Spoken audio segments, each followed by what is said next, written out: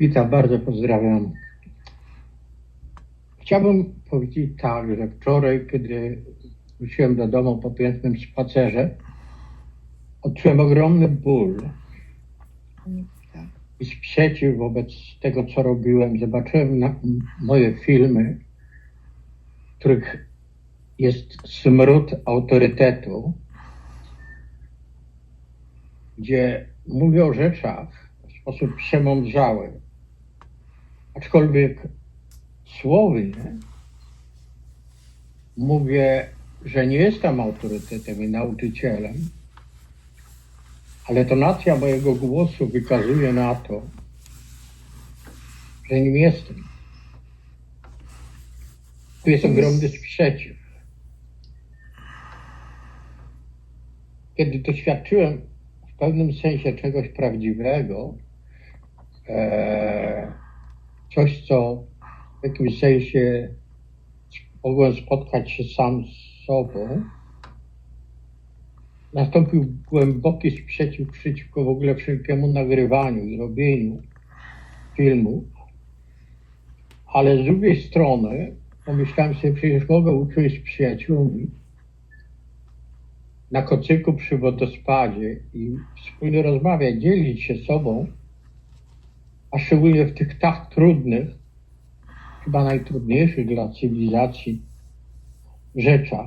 I wydaje mi się, że to będzie najlepsza i najwłaściwsza forma dla nas, żeby móc się spotkać przy wodospadzie na kocyku, rozłożyć poduszki i jako zwykli ludzie, nie ja ekspert, a wy słuchacie i mówicie, o jaki on fajny, o ile on ma wiedzy, o jaki jest oświecony. Nie, to jest bzdura. Nie jestem waszym nauczycielem, nie jestem niczyim nauczycielem. Kochani, weźcie sobie do serca jedną podstawową rzecz. O tym mówił Buddha, o tym mówił Krishnamurti, o tym mówili wielcy ludzie. Bądźcie światłami dla samych siebie. Nie czerpcie wiedzy ode mnie, czerpcie wiedzę od siebie. Możecie znaleźć coś w tym, co ja mówię, coś prawdziwego w sobie, ale to jest wasze, nie moje. Jako człowiek zawodziłem przyjaciół, robiłem rzeczy, których się wstydzę, ale moje życie było potwornie ciężkie, jak batalia, jak wojna. Byłem krzywdzony, krzywdziłem innych, zawodziłem przyjaciół, zdradzałem kobiety, byłem uzależniony od seksu i tak dalej, i tak dalej. Robiłem rzeczy, których ja dzisiaj nie mam nic z tym wspólnego. Nie czuję winy. Była to ścieżka ignorancji, przez którą musiałem przejść.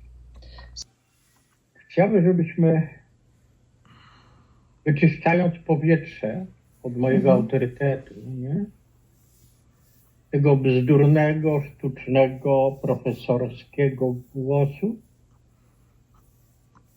którym po prostu bije smród mojego ego. Moim zdaniem to, co ty robiłeś, to ty po prostu przekazywałeś ludziom wiedzę Krishnamurtiego na podstawie tego, co się nauczyłeś, a szczególnie to, co było dla ciebie najważniejsze. A może byłoby ciekawsze, bardziej jakby wartościowe nawet, gdybyś powiedział, co dla ciebie w twoim życiu najlepszego zrobiło to, czego nauczyłeś się od Krishnamurtiego. W ten sposób przekazując jego wiedzę, ale jednocześnie siebie, prawdę o sobie samym. Okej.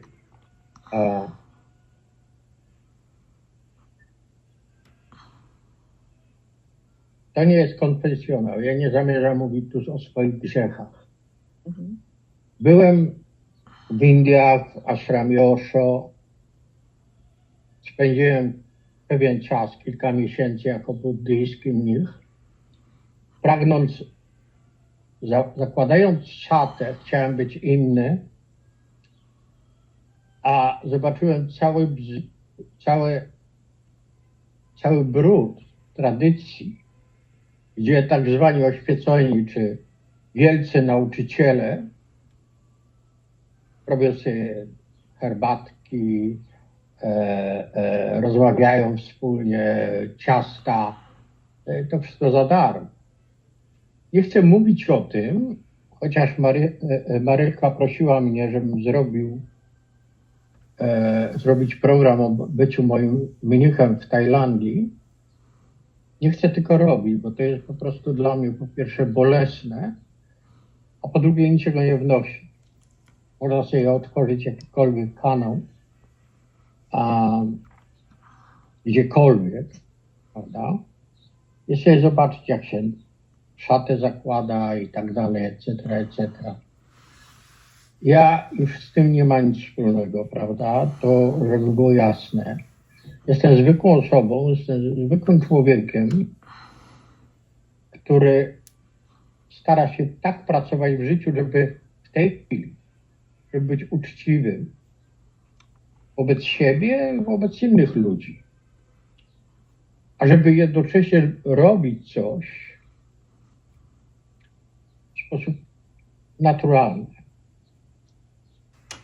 Ale mogę jeszcze zapytać, właściwie powiem Ci, że ja pytałam wielu osób, wielu moich przyjaciół, którzy interesują się duchowością, czy chcieliby zrobić taki film i dyskusje dotyczące tego, co duchowości, osoby, które interesują się tego rodzaju rzeczami, osoby, które są praktykujące, których znam od wielu lat.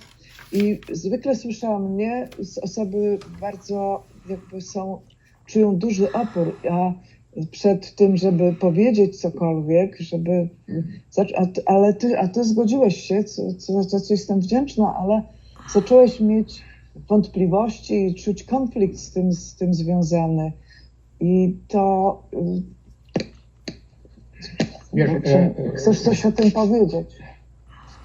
Jeżeli był potworny konflikt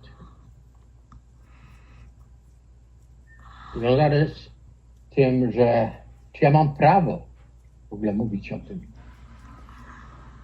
Jeśli dotykasz czegoś prawdziwego, na przykład bardzo ciekawe, Budda w momencie, ja nie jestem Buddą, może kochane, zapomnijcie o tym, ale Budda, kiedy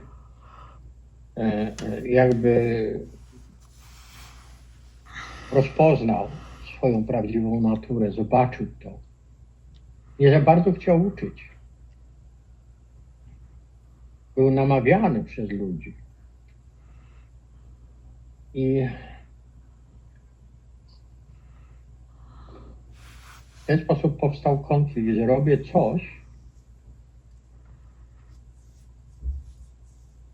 co spowodowało to, że przez kilka godzin, 3 godziny, chodziłem w tej z powrotem po pokoju. W takim totalnym sprzeczności, konflikcie. A potem zdałem sobie sprawę z tego, że to jest jeszcze jedna gra ego. Że konflikt występuje wtedy, kiedy są w nas sprzeczności.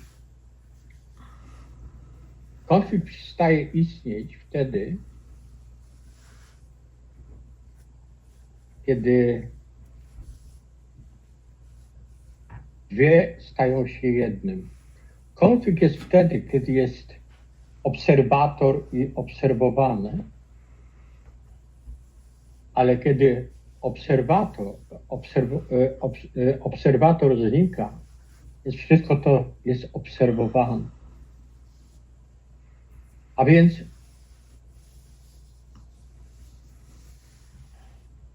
taka ogromna wiadomość dla całego świata i dla Ciebie. Ty jesteś tym światem, a świat jest Tobą. To, co widzisz, jest Tobą. Cokolwiek robisz na tej ziemi, na tym świecie, robisz dla całego świata. bo nim jesteś.